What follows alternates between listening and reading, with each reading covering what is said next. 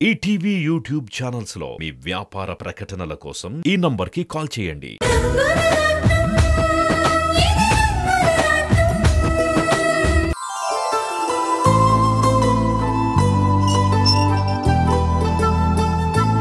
ఏంటోనే ఇలా వచ్చి అలా వెళ్ళిపోతున్నావు?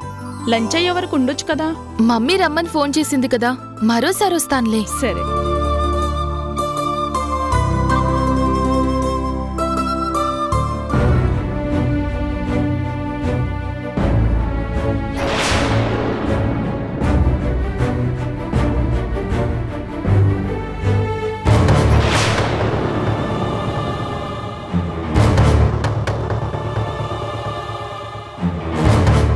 ఇంట్లో అడిగే వాళ్ళు లేకపోయేసరికి ఇలా బరి తెగించారన్నమాట.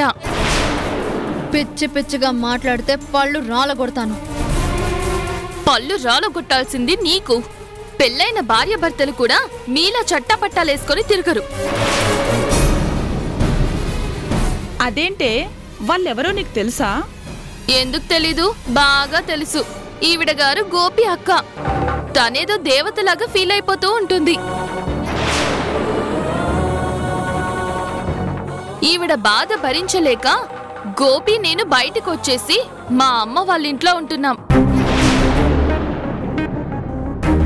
తమ్ముణ్ణి తగిలేసింది, చెల్లెల్ని పంపించేసింది. ఇంకా అడిగేదెవరు, అడ్డుకునేదెవరు? పెళ్లి కాకుండానే ఈయన గారిని ఇంట్లోనే పెట్టుకుంది. ఇదిగో ఇలా పబ్లిక్ గా తిరుగుతున్నారు.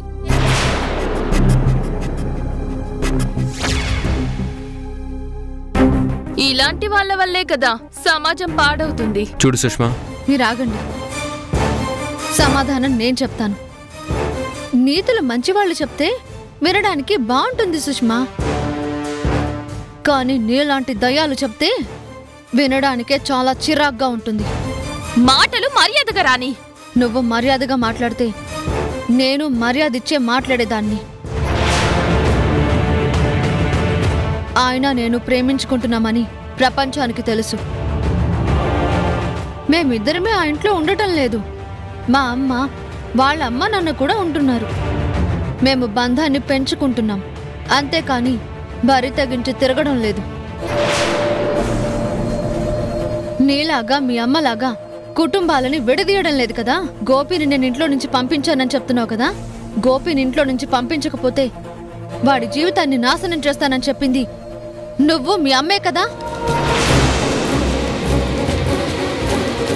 మా కుటుంబాన్ని నిలువునా చీల్చింది నువ్వు. మేము నవ్వుకుంటే ఓర్చుకోలేని మనుషులు మీరు కాదా? నేను నా తమ్ముడి మీద ప్రేమతో వాణ్ణి దూరం చేసుకున్నాను. మీరు నా మీద పగతో మమ్మల్ని సాధిస్తున్నారు. అది మీకు నాకు ఉన్న తేడా. ఏంటి సుష్మా, ఆవిడ అన్నెన్ని మాటలంటున్నా నువ్వు ఒక్కదానికి కూడా సమాధానం చెప్పట్లేదు? నువ్వంత పెద్ద అధికారి భార్యో కదా. ఎంత పెద్ద అధికారి భార్య అయినా ముందు దీనికి సంస్కారం ఉండాలి కదా. ఎదుటి వాళ్ల వైపు ఒక వేలు చూపిస్తే 4 వేళ్ళు నిన్నే చూపిస్తాయని తెలుసుకో. మీరెవరో కూడా నాకు తెలియదమ్మా, కానీ మీ మంచికే చెప్తున్నాను. ఇలాంటి వాళ్లతో స్నేహం అంటే విషసర్పాలని చేరదీసినట్టే. కొంచెం జాగ్రత్తగా ఉండండి. చూడు సుష్మా, గోపి నీ మాటలు నమ్మి అమ్మలా చూసుకునే అక్కని దూరం చేసుకున్నాడు. కానీ రాణి ఏంటో నేను తెలుసుకున్నాను. అందుకే తండ్రిని, కోట్ల ఆస్తిని కాదనుకొని వచ్చాను.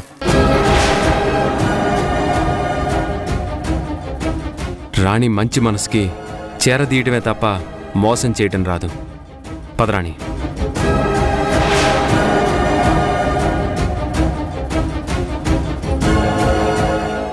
సుష్మా, నాకు అర్జెంట్ పనుంది, మళ్ళీ కలుద్దాం. ఈసారి వచ్చేటప్పుడు ఫోన్ చేసిరా.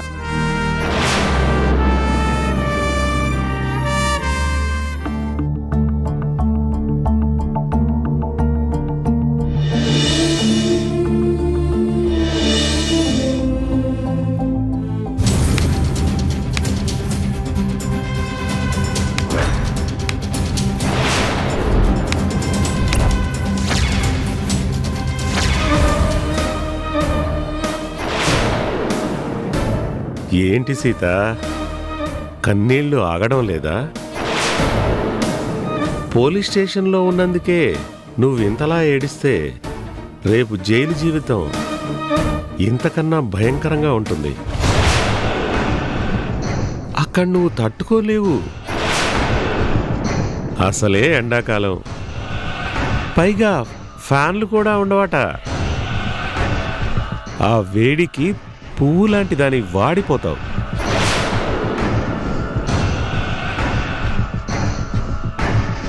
నీచుడా, నాకు ఈ పరిస్థితి రావడానికి కారణం నువ్వే కదా.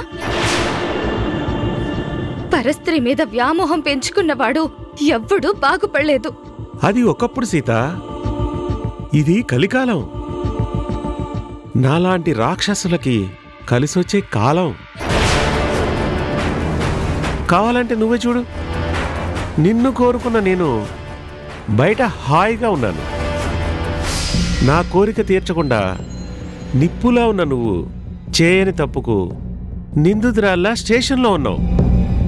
నీ పశువాంశ తీర్చడం కన్నా ఈ పరిస్థితి నాకు బాగానే ఉంది. సీత, ఎలా చెప్తే నీకు అర్థమవుతుంది? నేను తలుచుకుంటే తప్ప నీ రాత మారదు. ఆడపిల్ల ఇంట్లో ఉంది అనుకో, మంచి అమ్మాయి అంటారు. అదే ఇల్లు వదిలి నీలా బయటకొచ్చిందనుకో, బరి తెగించింది అంటారు. ఇలా అరెస్ట్ అయ్యావనుకో, తప్పు చేసింది అంటారు. నువ్వేమి చేయకపోయినా అన్ని నిందలు నీ మీద పడుతున్నాయి.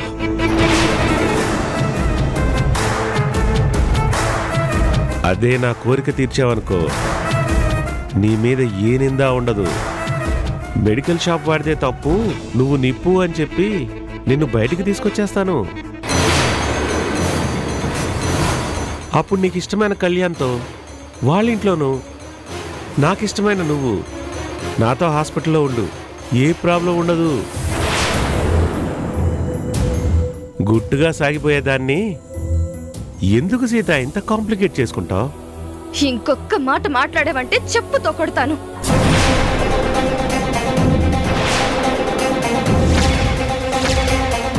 నేను నిజం చెప్పలేక కాదు, నేను చెప్తే కళ్యాణ్ గారు నమ్మరు అని కూడా కాదు.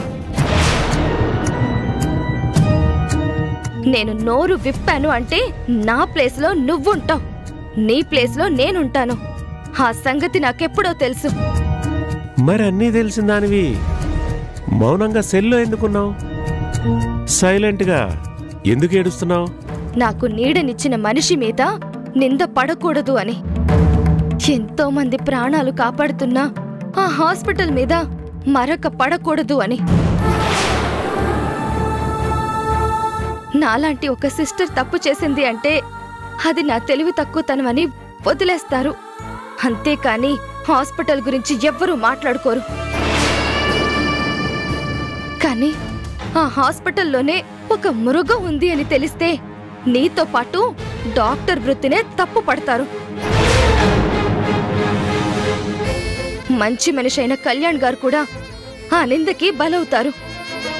ఆ హాస్పిటల్కి చెడ్డ పేరొస్తుంది. అది రాకూడదు అని భరించాను, కానీ నీకు భయపడి కాదు, నువ్వేదో చేస్తావని బాధపడి కాదు. చూడు సీత, నీతులు చెప్పుకోవడానికి చాలా బాగుంటాయి, కానీ నిజాలు ఇలా కష్టాన్నే మిగులుస్తాయి. నిన్న దేవుడు కూడా కాపాడలేడు, ఒక్క నేను తప్ప. నువ్వు నా కోరిక తీరుస్తాను అంటే కోర్టుకు వెళ్లకుండా ఆపేస్తాను. లేదంటే కళ్యాణ్ ఇంటి నుంచి నీ care of address central jail అవుతుంది. బాగా ఆలోచించుకో.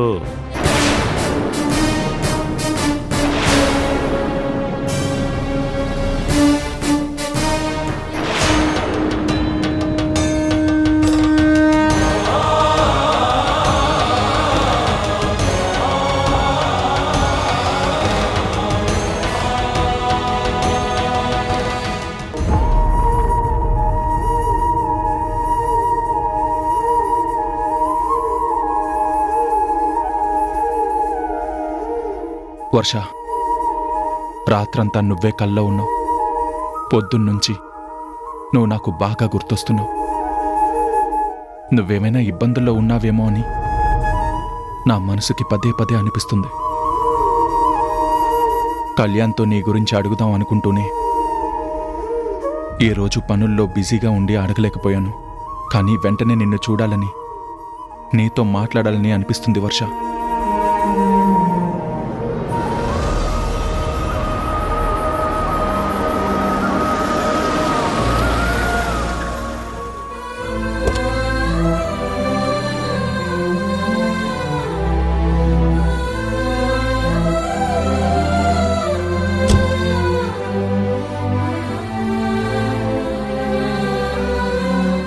ఏంటి తాతయ్య కలవమన్నారు?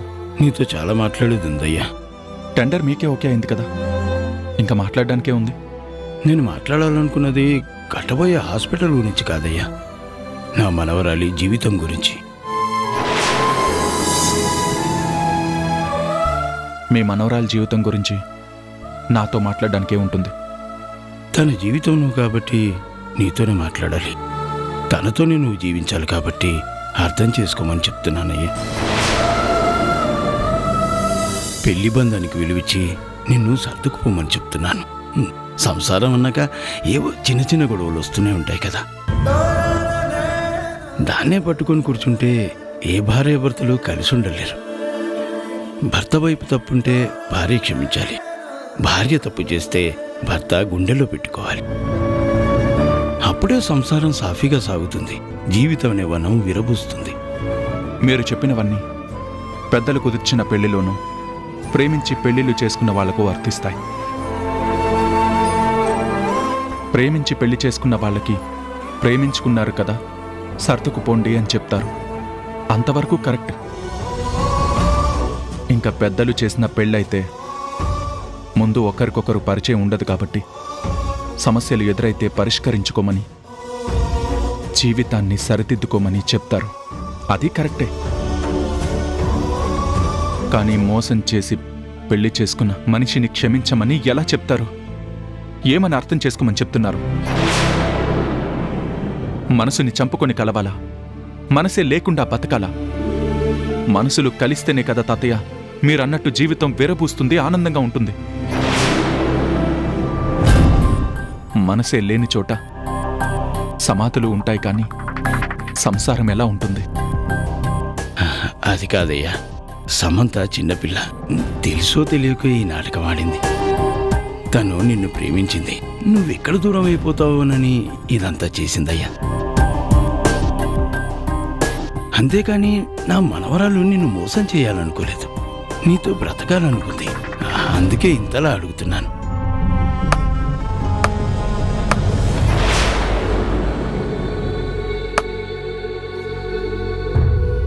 చూశారా తాతయ్య, ఎంతో మంచివారు అనుకున్న మీరు కూడా ఇంత స్వార్థంతో మాట్లాడుతున్నారు. నేను వర్షను అపార్థం చేసుకుంటే కళ్ళతో చూసినా చెవులతో విన్నా ప్రతిదీ నిజం కాదు, మనసుతో చూడు అని చెప్పారు. మర్చిపోయారా? మరి ఇప్పుడు మా మనసుల్ని మీరు ఎందుకు చూడలేకపోతున్నారు? మనవరాలి మీద ఇంత మమకారం పెంచుకున్నారు, తను చేసిన తప్పులని క్షమించమని అడుగుతున్నారు. మరి వర్ష విషయంలో సమంత చేసింది క్షమించే పనా తాతయ్య? మోసం చేసి పెళ్లి చేసుకోవడం క్షమించే పనా తాతయ్య? వర్ష ప్రేమని చంపేసింది, తనని తన కుటుంబానికి దూరం చేసింది, తనకంటూ ఎవ్వరూ లేని ఒంటరిని చేసింది. వీటన్నింటినీ క్షమించి సమంతతో నేను జీవితాన్ని పంచుకోవాలా? వర్ష మిమ్మల్ని తాతయ్య అని పిలిచిన మీ మనోరాలు కాదు కాబట్టే కదా మీరిలా చెప్తున్నారు. నిజంగా వర్ష మీ సొంత మనోరాలైతే ఇదే మాట మీరు చెప్పుండేవారా? సొంత పరాయి అనేది రక్తంలో తేడా ఉండొచ్చు తాతయ్య, కానీ మనసుల్లో తేడా ఉండకూడదు. మీ మనసుతో ఆలోచించండి ఒక్కసారి. వర్ష ఏ పాపం చేయకుండానే ఇంత భారాన్ని మోస్తుంది. తను కార్చే ప్రతి కన్నీటి బొట్టుకి కారణం సమంతే. మీరు నిజంగా నిజాయితీ వైపు, న్యాయం వైపు, ధర్మం వైపు ఉంటారు అన్నది నిజమైతే మీరు వర్షకి సపోర్ట్ చేయాలి, నా ప్రేమకి సపోర్ట్ చేయాలి తాతయ్య. కాదు, నేను నా మనవరాలకి సపోర్ట్ చేస్తాను అంటే, బలవంతంగా కాపురం చేయించాలి అనుకుంటే నా ఊపిరైనా తీసుకుంటాను తప్ప నా ఊహలో కూడా సమంతను రానివ్వను.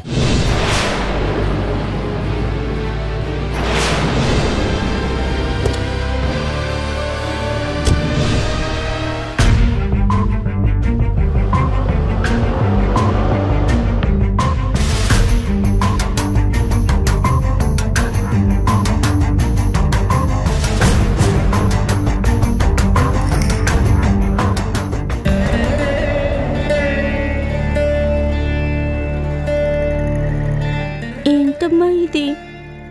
రోజు నువ్వు నా కోసం వచ్చేదానివి, నాతో ఆడుకునేదానివి, నాకు అన్నం పెట్టేదానివి. కానీ ఈరోజు మాత్రం నువ్వు హాస్పిటల్ నుంచి రావడం లేదు. నీకు ఫోన్ చేస్తాను అంటే నాన్న కూడా ఒప్పుకోవడం లేదు. నిన్ను చూడకుండా నేను ఉండలేకపోతున్నాను. మరి నన్ను చూడకుండా నువ్వు ఉండగలుగుతున్నావా అమ్మా? తొందరగా రా అమ్మా. ఇదిగో రాము, టీ తీసుకో.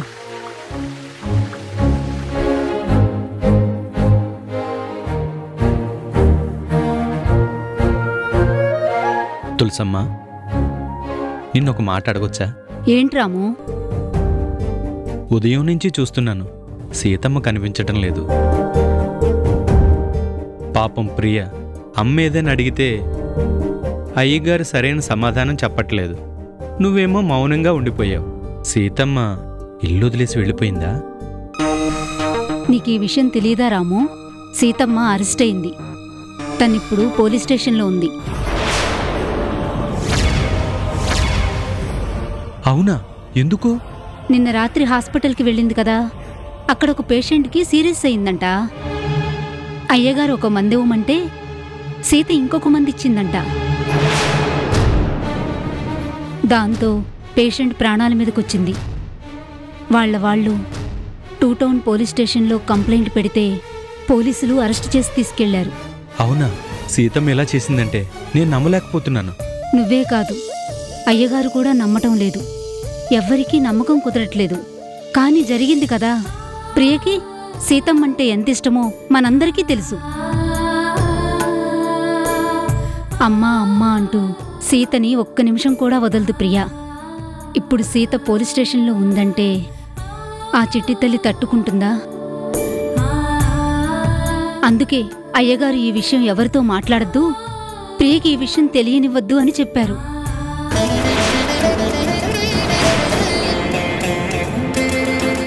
కొంప మునిగింది. ప్రియకి నిజం తెలిసిపోయింది. పట్టుకో.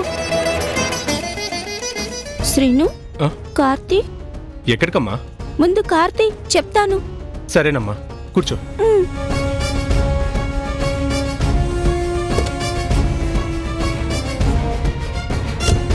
ప్రియా, ప్రియా, అమ్మ ప్రియా.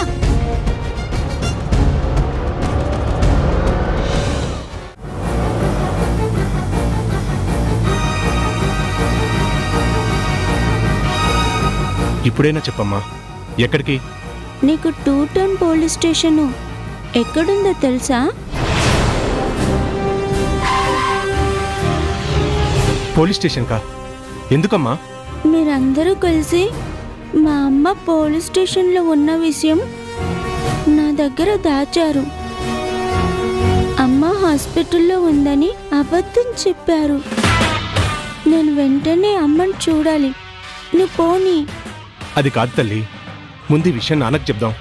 ముందు నువ్వు నన్ను తీసుకెళ్తావా, లేదంటే కారు దిగి వెళ్ళిపోమ్మంటావా?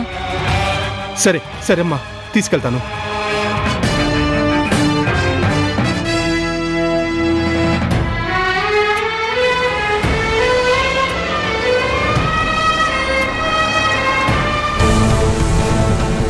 ఏంటి తెలుసా మనం అనేది?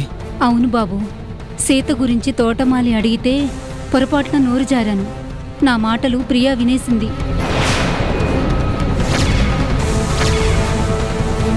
శ్రీనుని తీసుకుని కారులో వెళ్ళింది. ఖచ్చితంగా పోలీస్ స్టేషన్కే వెళ్ళుంటుంది బాబు. ఎంత పనిచేసావు తులసమ్మా. ఈ విషయం ప్రియాకి తెలిస్తే తట్టుకోలేదనే కదా నేను దాచిపెట్టాను. సీతనక్కడ చూస్తే ప్రియా ఏమైపోతుందో అనే కదా నేను టెన్షన్ పడుతున్నాను.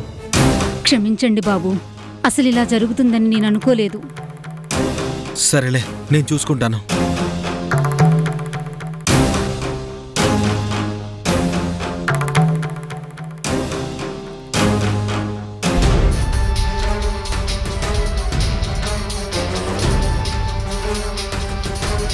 ప్రియా, డాడీ ఫోన్ చేస్తున్నారమ్మా, మాట్లాడు.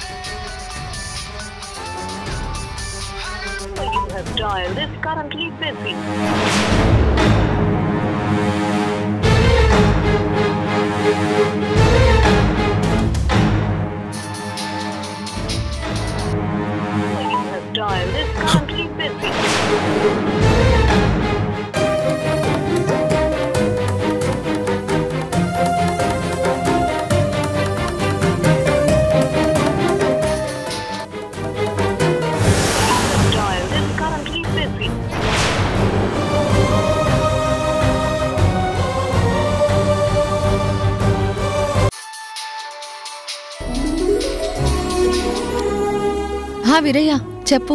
అమ్మా, మీరు వెంటనే హాస్పిటల్కి రావాలమ్మా. హాస్పిటల్కా? ఏమైంది? కంపెనీలో యాక్సిడెంట్ అయిందమ్మా. ఆ టయానికి రాధాబాబు మిషన్ దగ్గరే ఉన్నారు. ఆయనకి బలంగా దెబ్బలు తగిలాయి. హాస్పిటల్లో జాయిన్ చేసామమ్మా.